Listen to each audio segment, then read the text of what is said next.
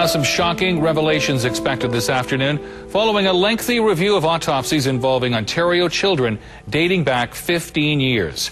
Let's go to Queen's Park now, where CTV's Paul Bliss has been working on this story. Paul? Tim, all of the autopsies involve a man named Dr. Charles Smith, and reports say he made mistakes on at least 20 autopsies involving children, and in some cases it led to people being charged and even sent to jail.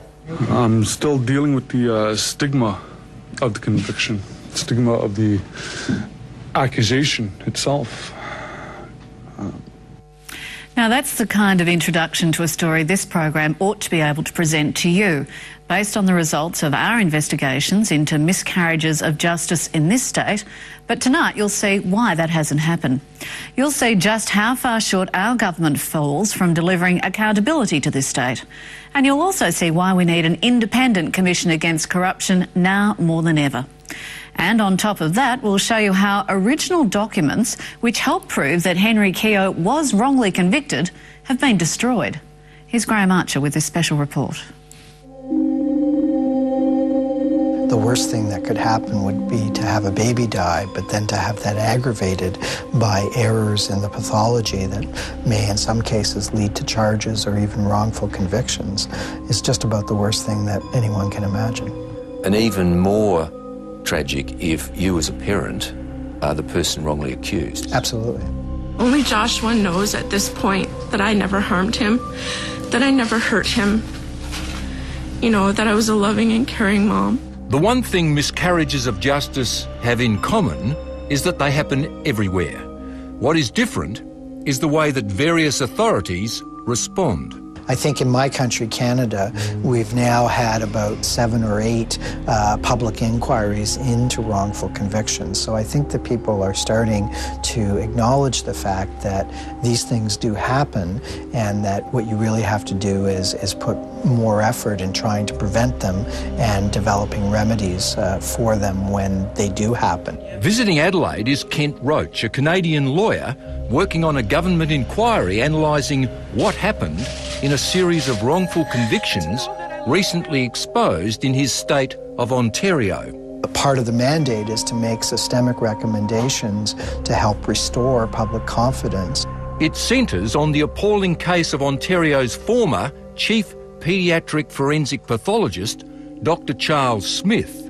And as you'll see, it has some disturbing similarities to our experiences in Adelaide. And so it goes with case after case linked to Dr. Charles Smith, who 44 of Dr. Smith's autopsies dating back to the early 1990s have been reviewed by the state's chief coroner, revealing he made shocking errors in almost half of them. Louise Reynolds spent 2 years in jail, charged with murdering her child. Dr. Charles Smith concluded the little girl was stabbed, but after 2 years in prison, the charges were dropped when it was concluded the girl was mauled by a dog. The bungles are made more poignant by the fact that the deceased were babies and small children. The errors have had the most devastating consequences for family members and parents wrongly accused of murdering their own children or allowing the real killers to go free.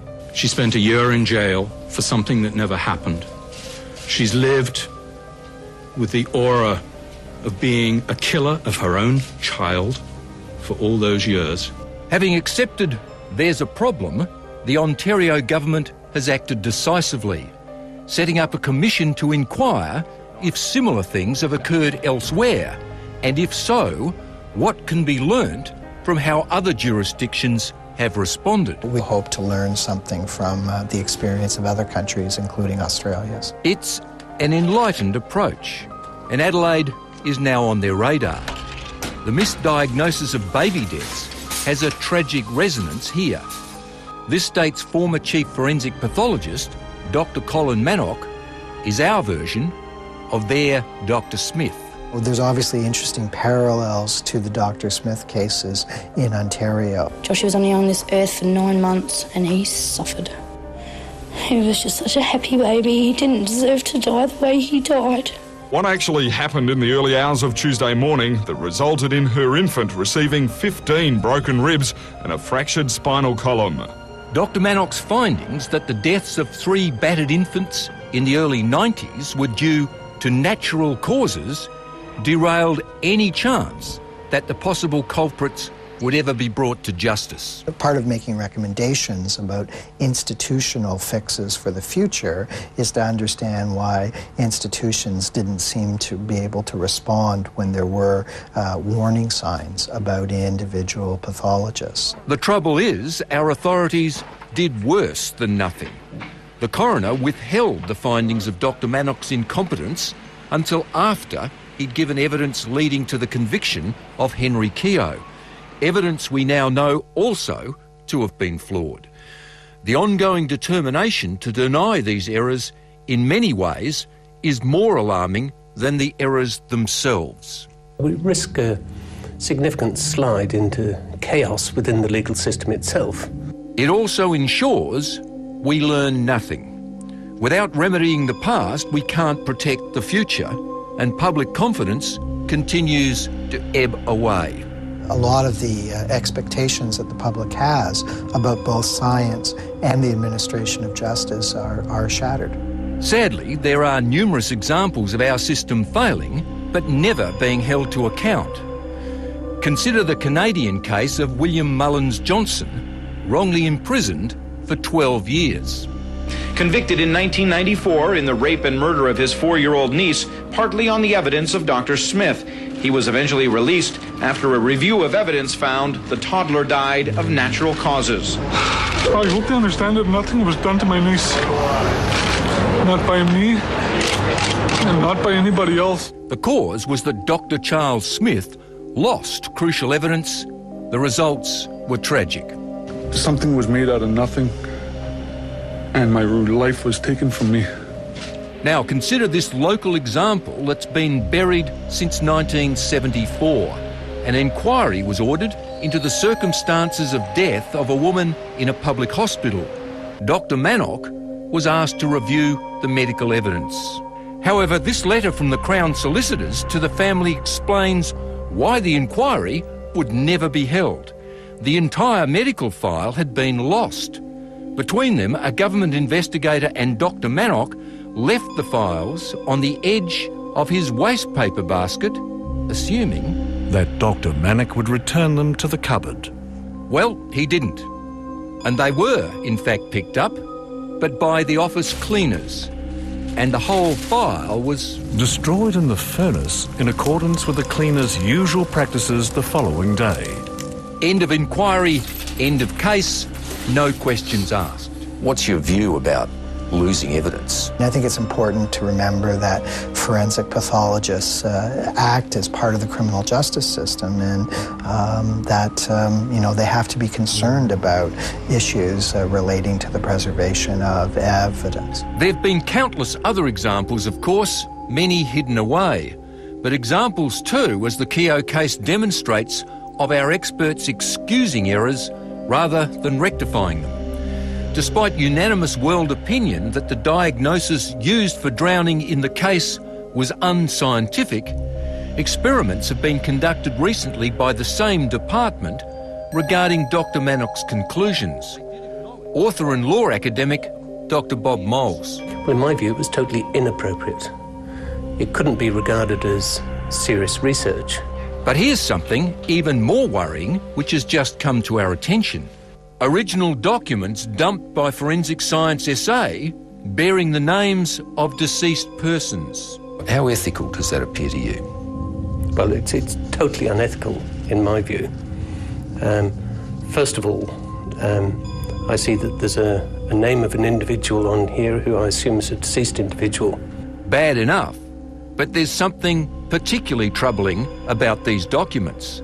They appear to be part of a survey into whether bruising can occur after death, caused, for instance, by ambulance staff or mortuary technicians lifting up bodies by the wrists and ankles. This seems to me just an unauthorised procedure and experimentation with the deceased body. And would you need ethical clearance for that kind of activity? Absolutely. And I would be very surprised if you would get ethical clearance for it to be conducted in this way. Post-mortem bruising, as it's known, is highly relevant to the Keogh case. as Dr Manock failed to consider it as a possible cause for the bruising on Anna Jane Chaney's lower legs. The bruising on the leg of the deceased was always attributed to Henry Keogh. We know that a number of ambulance officers handled the body post-mortem, and they could well have caused that bruising. What's fascinating is that these discarded records reveal an ankle bruise on one of the bodies was caused exactly that way, after death, by mortuary or ambulance officers grasping the ankles to lift the deceased. The document states the bruise was found under the thumb position. According to these forms, they have conclusive evidence, it seems, that of course it happens. And they threw them away. Absolutely. It directly challenges Dr Manock's evidence and provides an innocent explanation for the bruising. But the original evidence has been thrown in the bin. It's also just not in the public interest because you don't know what the evidence may or may not have established. The difference between our approach and the Canadian one couldn't be more starkly drawn. In fact, they have, in addition to the Commission of Inquiry, a truly independent body called the Association in Defence of the Wrongly Convicted, made up of expert volunteers, which also helps keep their systems accountable, as in the case of Dr Smith. Read these lips, Mr. Attorney. Hold a transparent public inquiry. We are participants in the administration of criminal justice. We have daily seen the damage caused by bad science, and now we deal with bad pathology. I do think that it is an essential element. Personally, I would also argue that a criminal case review commission is also an essential element so that there's public resources as well as private and charitable resources devoted to these issues. On the other hand, we have nothing.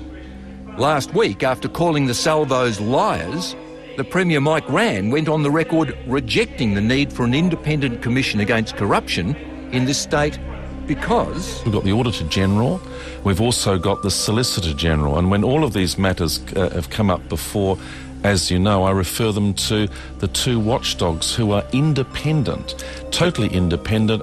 It's the exact opposite to his stance in opposition regarding the independence of the Solicitor-General.